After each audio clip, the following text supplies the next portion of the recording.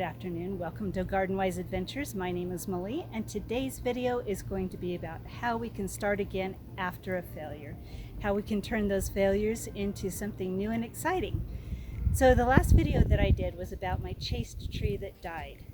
Now, I had to pull that tree out. It was one of my favorite plants on my property, and it was really sad to see it go. But now, because we have an open space, we have a new area to plant. And just to make myself happy, we're going to start out planting something that really is exciting to me. Let's go show you what that is. Now, if you'd seen some of my past garden tours, you would know that this area behind me had a reblooming lilac in it. Now, that lilac was a little disappointing to me. It didn't rebloom regularly, and it was probably because I did not prune it properly.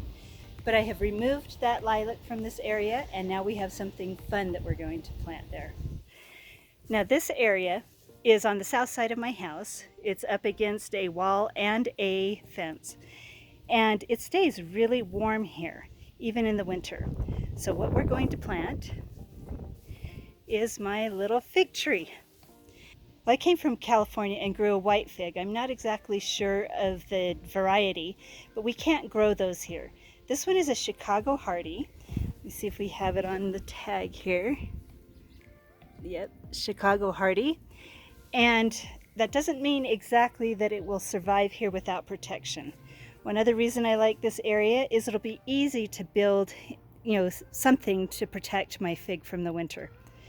I think it's like a zone 7 or so, maybe all the way down to a zone 6, but it's very likely that if I don't protect it, that it will die out over the winter. So let's get this planted, and then we'll talk a little bit more about figs.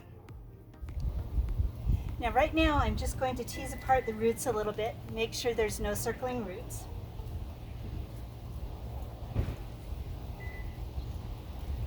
Some people recommend actually removing all of the soil and then planting it, but after looking at this, I don't think that needs that.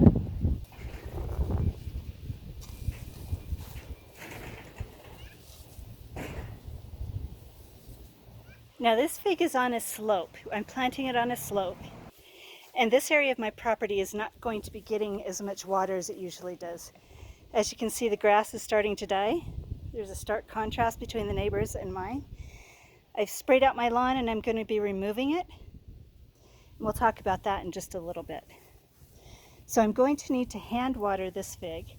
So I've built kind of a basin for it so that it'll hold the water and it won't drain down the hill. Now, figs like well-draining soil. They're not extremely heavy feeders, and I did not put any fertilizer in the hole or amend the hole because I want this fig to get used to the native soil as quick as possible.